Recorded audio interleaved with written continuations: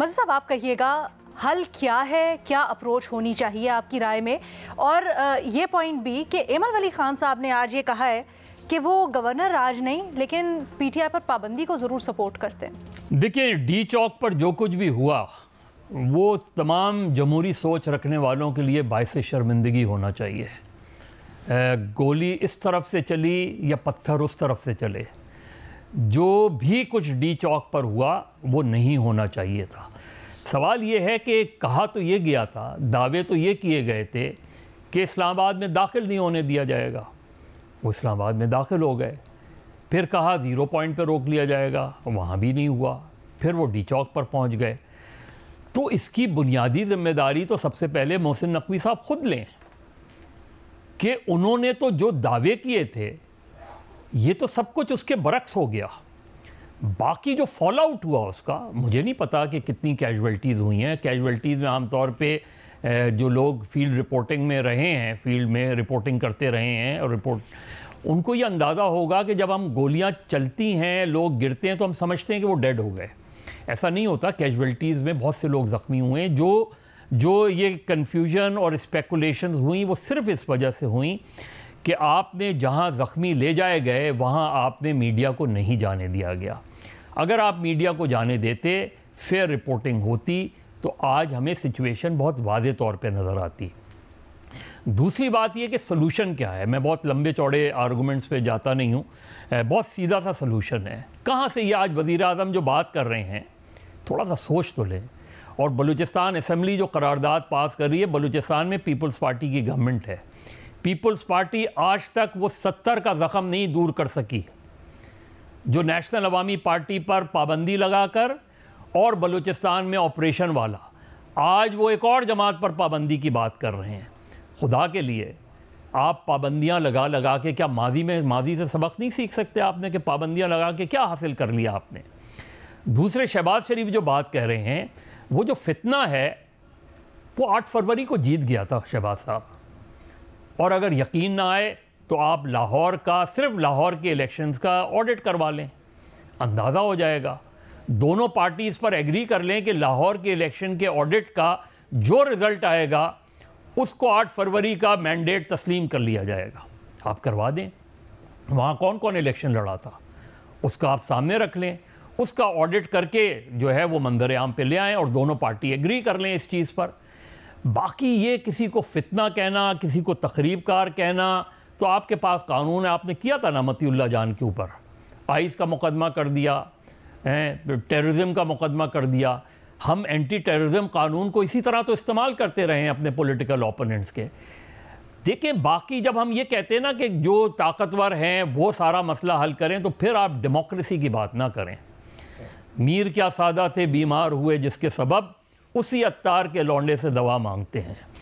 ये नहीं होता। पॉलिटिकल पार्टीज़ अपने मसाइल खुद हल करें। हम कब तक तीसरी क़ुव्वत की तरफ देखते रहेंगे? आप करें, चाहे पीटीआई या पीटीआई को अपने रवैये में फ्लेक्सिबिलिटी, पीटीआई सबक सीखे। आज जितने लोग पीटीआई के ये दावे कर रहे हैं उनमें से कोई गिरफ्तार क्यों नहीं हुआ?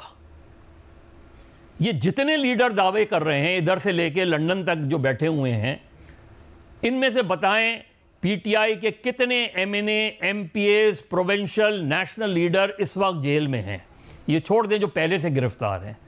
मैं 24 फरवरी के बाद की सूरत हाल की बात कह रहा हूँ। किधर हैं ये सारे लोग? किधर थे जो आज पेशावर में बैठ के प्रेस कॉन्फ्रेंस कर रहे हैं या उधर से बयानात दे रहे हैं?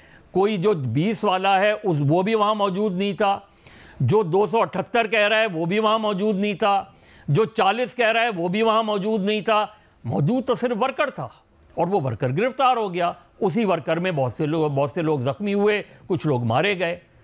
तो इसकी जिम्मेदारी तो पहले पीटीआई की कोर कमेटी खुद एक्सेप्ट करे, एडमिट करे कि उनसे पॉलिटिकल ब्लंडर हुआ ये। इसलिए कि आप फाइनल कॉल दे के अब आप क्या करेंगे, अगले मरहले में क्या करेंगे जब आपने एक फाइनल कॉल दे ही दी है। लेकिन गवर्नमेंट का जो एटीट्यूड है, प्राइम मिनिस्टर की ये लैंग्वेज नहीं होती। वज़ीर आज़म को अगर किसी पार्टी पर पाबंदी लगा लें, आपके पास कानून मौजूद है, कानूनी रास्ता इख्तियार करें। लेकिन जब आप ये जुमले अदा करते हैं, जब वज़ीर आज़म का ये एक्सप्रेशन आता है, तो इसका मतलब ये है कि आप बातचीत के तमाम दरवाजे बंद कर रहे हैं।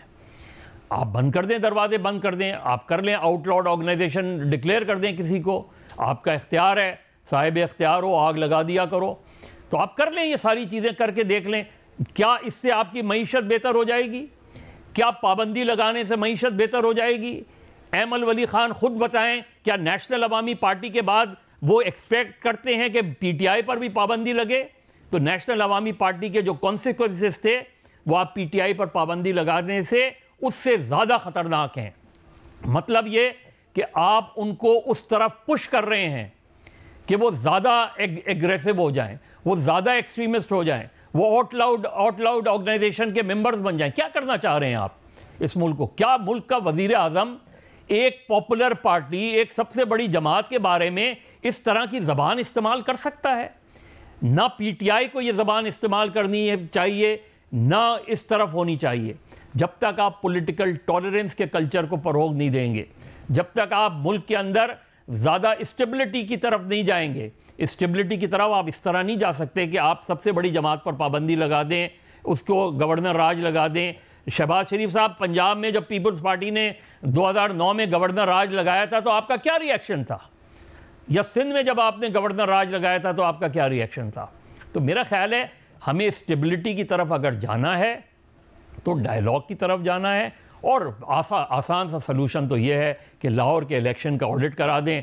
जो लाहौर का इलेक्शन जीत जाए वो इस चीज़ को तस्लीम कर ले कि वो मुल्क का इलेक्शन जीत गया है। ठीक है बेनज़ीर। अलीना, आपने अभी इस टास्क फोर्स की बात की जिसमें आपने बताया कि मोहसिन नकवी साहब जो है वो इसको हेड करेंगे। असल में जो इस वक्त मसला बना हुआ है और जो हालात ख़राब हुए हैं वो हुए ही इसी वजह से है नीना, कि दोनों साइड से आपने हॉक्स को आगे कर दिया। उस तरफ से आपने बुशरा बीबी को आगे कर दिया, इस तरफ से आपने मोहसिन नकवी साहब को आगे कर दिया। दोनों अनइलेक्टेड हैं, दोनों सियासतदान नहीं है। तो मसला अगर आपने हल करना है तो आपने सियासतदानों को आगे लेके आना है। मैं बिल्कुल भी इस बात से इत्तेफाक नहीं करती कि सारे स्टेक होल्डर्स को इसमें होना चाहिए, खास तौर पर उन अदारों को जिसकी वजह से आज मुल्क में हालात ख़राब है। दूसरी बात अलीना, और मेरे लिए बहुत ज़रूरी है कहना कि सबसे ज्यादा बात हमें हुकूमत के बारे में करनी चाहिए। ये मुझे बड़ी हैरानी होती है कि हमारे मुल्क में क्या ये अब एक नया नॉर्मल है कि आप इस्लामाबाद में लाइटें बंद कर दें और एक सियासी जमात पे हमला कर दें, और फिर जब उनकी लाशें गिरती हैं, लाशें गिरी हैं मज़र साहब, एजाज ने इस पर रिपोर्टिंग की है, BBC उर्दू ने इस पर रिपोर्टिंग की है, चाहे एक जान गई हो चाहे 5 जाने गई हो, राना सनाउल्लाह साहब भी अब इस बात को मान गए हैं, लाशें गिरती हैं तो फिर आप झूठ बोलते हैं? क्या इतनी बेहिस है ये हुकूमत? क्या इसमें कोई इंसानियत नहीं है कि आप आके ऑन द रिकॉर्ड कहते हैं कि कुछ नहीं हुआ, कोई गोलियां नहीं चली, कोई लाशें नहीं गिरी? तो बिल्कुल अनीना, सबसे ज्यादा तनकीद हुकूमत पे होनी चाहिए कि क्या कोई अकाउंटेबिलिटी नहीं है इस हुकूमत की कि वो आके एक्सेसिव यूज ऑफ फोर्स करते हैं एक सियासी जमात के खिलाफ, डायलॉग से मामले को हल नहीं करते, हॉक्स को आगे कर देते हैं जो अनइलेक्टेड है, मुझे नहीं पता मोहसिन नकवी साहब किस सियासी जमात की नुमाइंदगी करते हैं, और मामले को हल करने की कोशिश नहीं करते और उसके बाद झूठ बोलते हैं और अब कहते हैं हम सख्त कार्रवाई करेंगे। तो सबसे ज्यादा बात हुकूमत की होनी चाहिए, सबसे बड़ी जिम्मेदारी हुकूमत की है। बिल्कुल as short as possible. Ejaz आपके पास 30 सेकंड है। मैं अलीना, पहली बात तो ये है कि एक तो बेनज़ीर ने बड़ी मासूमियत से कहा है कि इन्हें नहीं पता वो कौन सी सियासी जमात से हैं। मुझे यकीन है कि इन्हें पता है वो कौन सी सियासी जमात से। दूसरी बात ये है कि जो बात की मज़र साहब ने जी, मैं जो मज़र साहब ने बात की है, मज़र साहब ने जो मज़र साहब ने जो बात की है, उन्होंने बड़ी एक बात की। उन्होंने कहा कि जी हुकूमत को डायलॉग करना चाहिए, टॉलरेंस का मुजाहरा करना चाहिए, हुकूमत के पास मैंडेट नहीं है। अब मसला यह है, एक बंदे के पास टॉलरेंस है यानी कि हुकूमत, और उनके पास मैंडेट नहीं है। दूसरा बंदा जो जेल में है उसके पास बज़ाहिर मैंडेट है, सपोर्ट है, लेकिन उसके पास टॉलरेंस नहीं है। और एक तीसरा फ्रीक भी है जिसके पास ना मैंडेट है और ना टॉलरेंस है, लेकिन इख्तियार सारा है। अब ये इनके पास सब कुछ है, ठीक है, इरशाद भट्टी साहब के पास सब कुछ है, लेकिन मसला ये है, प्रॉब्लम ये है कि मसला, मैं ये नहीं कह रहा हूँ कि वो आए, ये रियलाइजेशन जब तक नहीं आएगी ना सबको, और उस वक्त तक ये मामला हल नहीं होगा। मैं ये नहीं करूँगा। इसका मतलब ये है कि जो पीटीआई कह रही है कि बातचीत उन्हीं से करनी चाहिए जिनके पास इख्तियार है, तो फिर वो ठीक कह रहे हैं। नहीं, मैं वही तो कह रहा हूँ कि यही तो मसला गलत है, यही तो मसला गलत है, रियलाइजेशन ही नहीं है।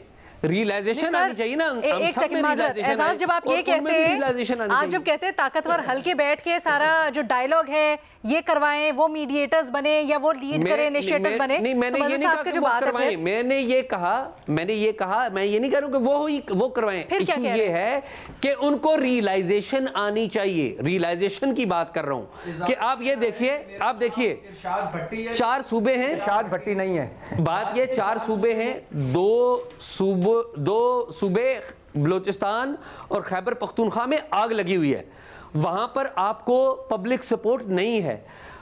पंजाब जो पॉलिटिक्स का गढ़ है आबादी के एतबार से, वहां पर आपकी पॉलिटिकल हेजेमनी चैलेंज हो गई है। बात तो आपने भी की है सर, आप भी कितने मासूम हैं, 75 साल से जहां सारा का सारा मामला है, जहां सारी की सारी एक से दूसरा कदम आगे बढ़ा के सारी की सारी पावर ले ली, तो उसके बाद कहते हैं कि वो रियलाइज करें। मेरी जान छूटी। ओके जी।